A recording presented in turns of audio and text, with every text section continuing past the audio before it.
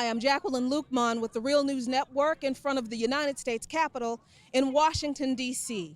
I'm here today at the rally to defend Representative Ilhan Omar.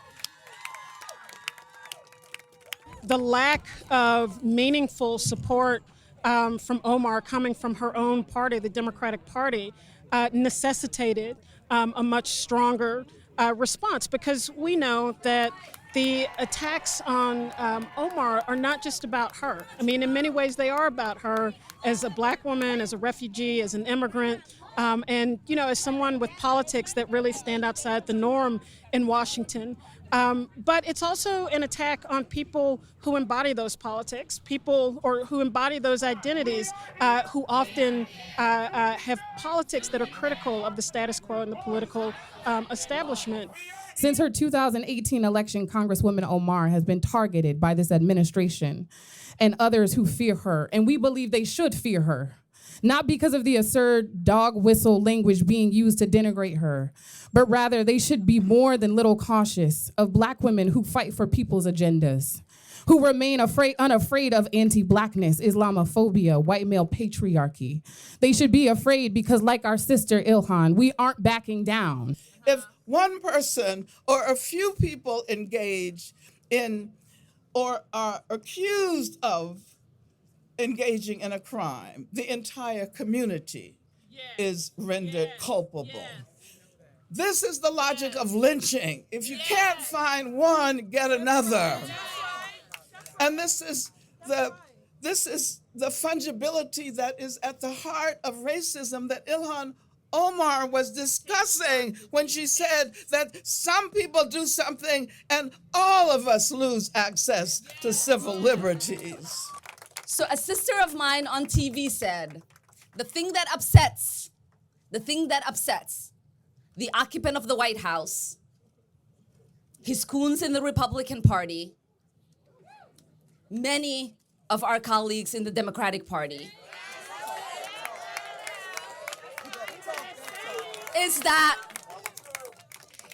they can't stand, they cannot stand that a refugee, a black woman, an immigrant, a Muslim shows up in Congress thinking she's equal to them.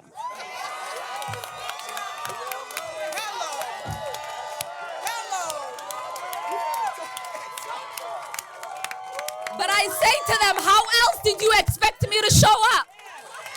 Representatives of the freshman class of progressive black women of color came out to the U.S. Capitol to not just stand in defense of Ilhan Omar, but to serve notice to a Democratic Party that's been ineffective in protecting their own, allegedly, from the attacks of the far right and the white supremacist factions within the Republican Party. I am changing the things I can no longer accept. And from R. Kelly to Donald Trump, what we can no longer accept is the silencing of black women.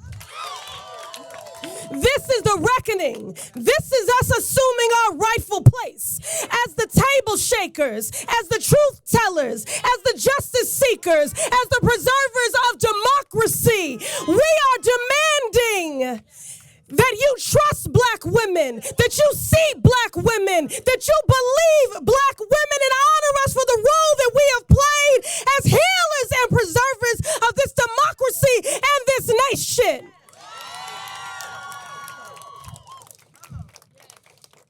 You have been feeding quite literally off of us.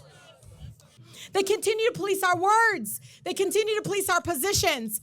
But I say hands off. Hands off of the women of color that serve in the United States Congress. Not only do we look differently, but we serve and we fight differently. And it also means that we talk differently. It's also that we are allowed to be angry in this country. We spoke to Nina Turner about what this event means in regard to Representative Omar's fight, not just with the Republicans who mischaracterize her words, but also with the Democrats who refuse to defend her, and what that means for progressives coming into this new election season. What I urge progressives to do, and all people, whether they identify as progressives or not, is to really look deep inside in terms of who we say we are. This is not just about the person in the White House. This type of bigotry has existed in this country since its existence. And so what is our moral obligation to humanity? But sisters and brothers, I would be remiss, as I told the professor, that it is easy to lay all of this haterism at the feet of one person. But I asked you to go back down memory lane with me, that in this country, wholesale anti-blackness is accepted, whether it's by the man in the White House or people who occupy levels of power in this country.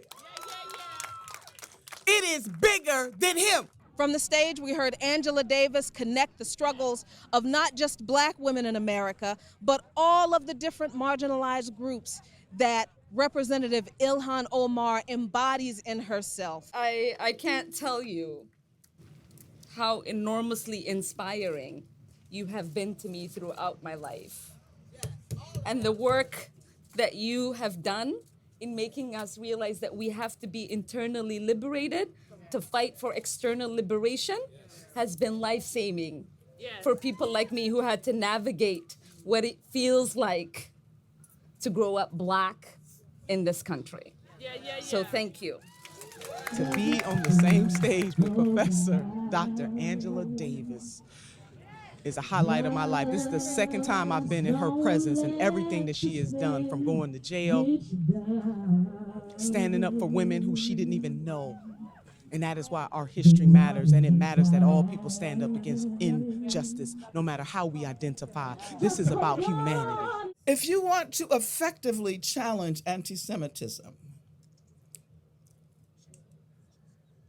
then you must recognize the intersections and interrelations of anti-Semitism and Islamophobia. And of course, the recent attacks on synagogues and mosques are evidence of this convergence.